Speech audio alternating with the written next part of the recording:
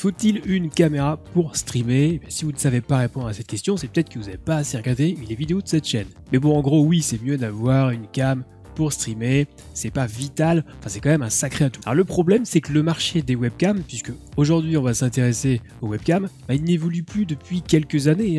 Pour preuve, l'un des best-sellers encore actuels, c'est la Logitech C920.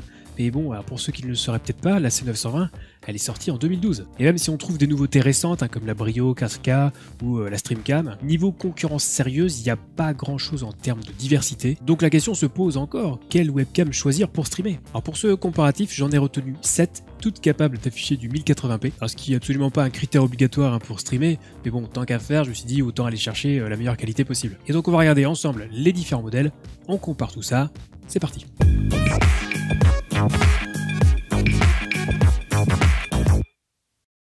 Hey YouTube, c'est Tom, bien ou bien? Alors avant de démarrer, un petit mot concernant le généreux sponsor de cette vidéo qui n'est autre que Owned.tv. Owned qui est le site pour tout ce qui est overlay, alerte pour votre stream, les badges d'abonnés, les émoticônes. Mais on trouve aussi des bannières, des avatars, des panneaux de chaîne Twitch. Vous pouvez tout acheter séparément, vous avez aussi des packs complets prêts à l'emploi. La plupart du temps, ils sont modulables, ça veut dire que si votre pote achète le même pack que vous, bien vous pourrez quand même vous démarquer entre vous. Et si vous réalisez vos achats sur le site owned.tv via mon lien affilié qui se trouve dans la description juste en dessous, bien non seulement je toucherai une petite commission, mais en plus avec le code TomTom, vous aurez 50% de réduction sur tout le site. Et ça, c'est beau. Donc en ce qui concerne ce gros comparatif de webcam, j'ai établi un protocole vraiment très simple, histoire d'aller à l'essentiel. Je sors la webcam de la boîte, je la branche sur mon PC et je regarde ce que ça donne en lumière faible, donc avec un plafonnier dégueulasse, puis avec un éclairage décent. Donc si vous constatez des différences, c'est tout simplement que l'angle de vision peut varier d'une webcam à l'autre. Et en bonus, en fin de vidéo, on fera un petit test à l'aveugle. Je vous montrerai une webcam que j'aurai paramétrée très rapidement, juste en quelques clics, et vous essaierez de me dire dans les commentaires si vous avez trouvé de quel modèle il s'agit. Et donc sans plus tarder, eh bien voici le test de ces 7 webcams, et on commence avec la OK 1080p. Elle dispose d'une résolution vidéo maximale de 1080p à 30 images par seconde.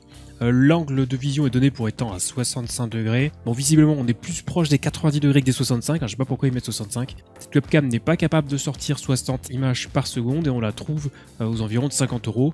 Elle est trouvable assez facilement, d'ailleurs, notamment sur Amazon. Et c'est la moins chère de ce comparatif.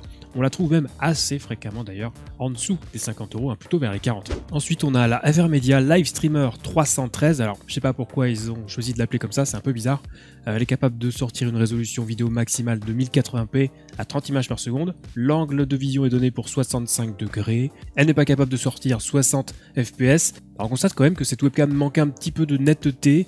Elle n'est pas si chère que ça, elle est relativement disponible, mais bon, voilà, on la trouve aux environs de 65 €. Ensuite, on a la Microsoft Livecam Studio qui permet de sortir également une résolution vidéo maximale de 1080p à 30 images par seconde. L'angle de vision est donné pour 78 degrés, un petit peu plus large que les précédentes. Elle n'est pas capable de faire 60 fps et le prix est d'environ 80 €. Il faut savoir que c'est quand même un très vieux modèle puisqu'elle est sortie en 2010. Elle n'est pas forcément très facile à trouver sur le marché. Et il y a un autre petit défaut, je trouve, sur cette webcam, c'est la compensation automatique de lumière qui est vraiment très variable. Et même chose pour l'autofocus qui est vraiment ultra réactif, limite trop réactif. La Logitech C920, le best-seller, toutes catégories confondues, qui permet de faire du 1080p à 30 images par seconde, un angle de vision de 78 degrés, pas de 60 fps malheureusement, même en 720p. Alors c'est une webcam qui a besoin de beaucoup de lumière pour ne pas avoir son framerate s'effondrer. Et dans les conditions actuelles, on la trouve pour environ 100 €, ce qui n'est pas donné pour un modèle qui est quand même sorti en 2012. La Razer Kyo, qui est pas une mauvaise webcam, qui est capable de faire du 1080p à 30 images par seconde. L'angle de vision est un petit peu bizarre, puisqu'il est donné pour 81,6 degrés officiellement. Elle est capable de sortir 60 fps à partir du 720p. En 1080p, c'est pas possible, mais en 720p, c'est possible. On la trouve à 110 € sur le site Razer officiel. Alors le truc qui est bien avec cette webcam, c'est qu'elle a un petit ring light intégré autour de l'objectif, qu'on peut régler en le faisant tourner pour modifier l'intensité lumineuse. C'est une feature assez pratique et ça peut dépanner. La Streamcam de Logitech, la plus récente de ce comparo, qui est capable de faire du 1080p à 60 images par seconde. Donc le 60 fps Full HD abordable à partir de 160 €, donc pas si abordable que ça au final. L'angle de vision est donné pour 78 degrés et on constate qu'elle fonctionne plutôt bien en lumière faible, cette webcam. Donc plutôt un bon produit, même si tarif un petit peu élevé malgré tout. Et enfin la Logitech Brio 4K, le fameux ultra haut de gamme de chez Logitech, hein, qui permet donc de sortir de la 4K à 30 images par seconde.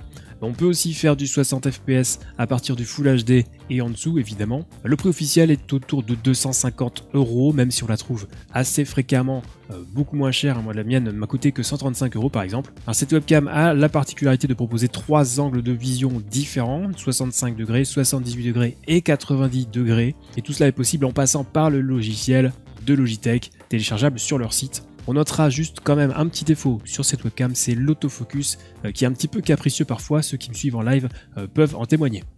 Bon alors évidemment, on voit quelques différences, hein. C'est vrai que les modèles un peu plus chers se démarquent quand même, hein, il faut l'avouer, hein. Notamment la Razer Kiyo qui je trouve a une très bonne qualité, elle m'a vraiment bluffé et en bonus le petit ring light intégré, bon même si ça remplace pas un éclairage de qualité, mais ça peut dépanner et c'est une feature plutôt bien pensée je trouve. Alors on remarque aussi hein, que évidemment l'éclairage est toujours aussi important si on veut avoir un rendu décent, ça on l'avait déjà vu dans une vidéo précédente sur les réglages d'une webcam, donc ça se confirme aujourd'hui. Mais une autre chose à prendre en considération et qui est quelque chose de très important, c'est que quand vous streamerez, votre webcam à l'écran, elle sera toute petite. Du coup, est-ce que vous pouvez vraiment faire la différence entre une Brio à 250 € et une OK à 50 € dans ces conditions? Alors si on regarde vraiment en détail, oui bien sûr, enfin c'est quand même vachement moins flagrant qu'en plein écran. A fortiori si on fait un petit recadrage et qu'on touche un peu à la colorimétrie, etc.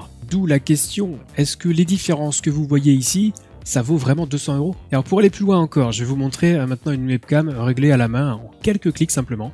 Donc à votre avis, quelle est cette webcam? Donc n'hésitez pas à me le dire dans les commentaires si vous pensez avoir la bonne réponse. Conclusion de ce petit comparatif de cette webcam. Si vous streamez essentiellement du jeu, la webcam étant très petite à l'écran, franchement on peut se contenter d'une OK trouvable entre 40 et 50 € sans problème. En revanche, si vous êtes plutôt amateur de just chatting sur Twitch par exemple, et que vous avez une scène en grand, voire carrément en plein écran, sans forcément investir 250 balles dans une Brio, pour 110 €, donc moins de la moitié, vous pouvez avoir une super alternative avec la Razer Kiyo qui est pour moi vraiment la bonne surprise de ce test. Je l'attendais vraiment pas et surtout après le dernier test qu'on a fait sur les micro-casques où j'avais trouvé le Razer Kraken USB assez décevant. Donc non pour le coup, cette cam c'est de la bonne cam.